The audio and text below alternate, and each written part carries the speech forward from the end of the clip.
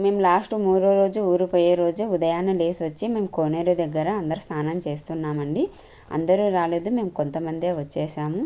కానీ మేము తెల్లవారుజామున 6:30కే వచ్చాము. చూడండి ఎంత బాగా అనిపిస్తుంది కదా వ్యూ. గుడి పక్కన గోపురము, చిన్న గోపురముతో బాగా అనిపిస్తుంది కదా మన మెయిన్ గుడి పక్కన కోనేరు.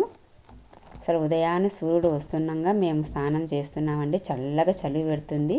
నీళ్ళలో దిగుతున్నప్పుడు అయితే మాత్రం నాకు చాలా భయం వేసిందండి. ఆ నీళ్ళని చూస్తుంటే చలిగా అనిపించింది. ఇది ఎందుకంటే మేము చలికాలంలో కదా వెళ్ళినాము, అందుకే అప్పుడు మాకు కొంచెం చల్లగా అనిపించింది. తర్వాత మేము అందరం కలిసి 3 మునకలు మునిగామండి నీళ్ళల్లో ఉన్నంతసేపు మనకు చలి అనిపించలేదు, కానీ బయటికి వచ్చిన తర్వాత మాత్రం చాలా బాగా అనిపించిందండి చలి అని.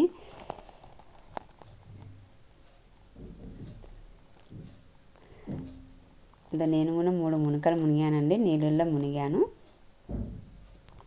చాలా బాగా అనిపిస్తుంది కదండి ఈ కోనేరు.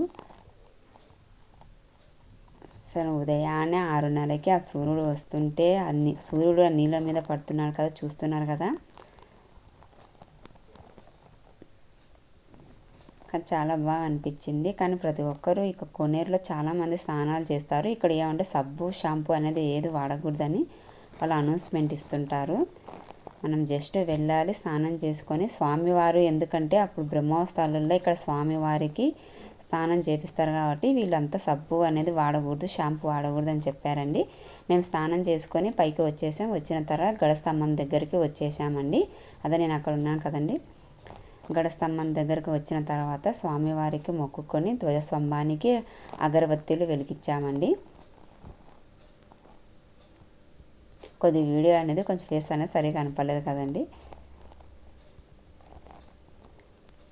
నేను ఇంకా అగరబత్తీలు వెలిగించుకొని టెంకాయ తీసుకొని టెంకాయ కొట్టానండి. టెంకాయ